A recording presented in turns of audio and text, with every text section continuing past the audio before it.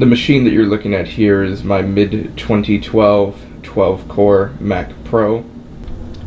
Currently I have it hooked up to an LED cinema display, not the Thunderbolt, but this is the cinema display. And the About This Mac specs are right here if you want to read them. The processors in this machine, I believe, are actually aftermarket. I had purchased it from the site iBuildMacs not that long ago. Getting into the machine is relatively easy. It's just a pop of the latch and the side panel comes off. So inside this machine we see the two heat sinks for the 6-core Westmere processors running at 3.46 GHz. Also you see 4 sticks of the 1333 MHz RAM. These are 8 gig DIMMs, and behind the other heatsink is 4 more.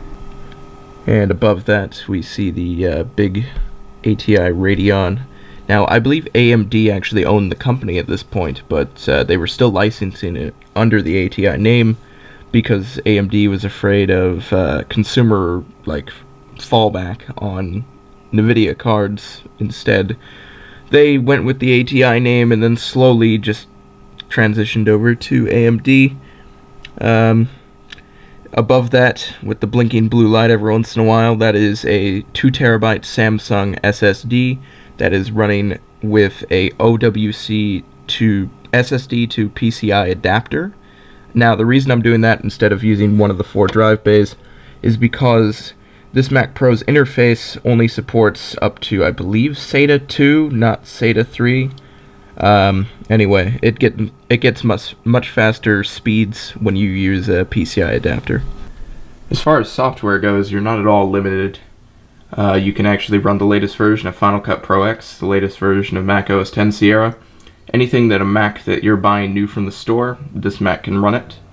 And in some cases better, like my 2016 MacBook Pro over there does not edit video on Final Cut Pro X nearly as fast as this machine. It's still quite zippy for its age.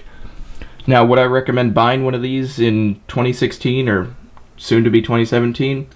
That's up to you. I mean, I was using a G5 in 2012, 2013, so I'm pretty used to having slightly older Macs, but there's always just been something about this case that I just love.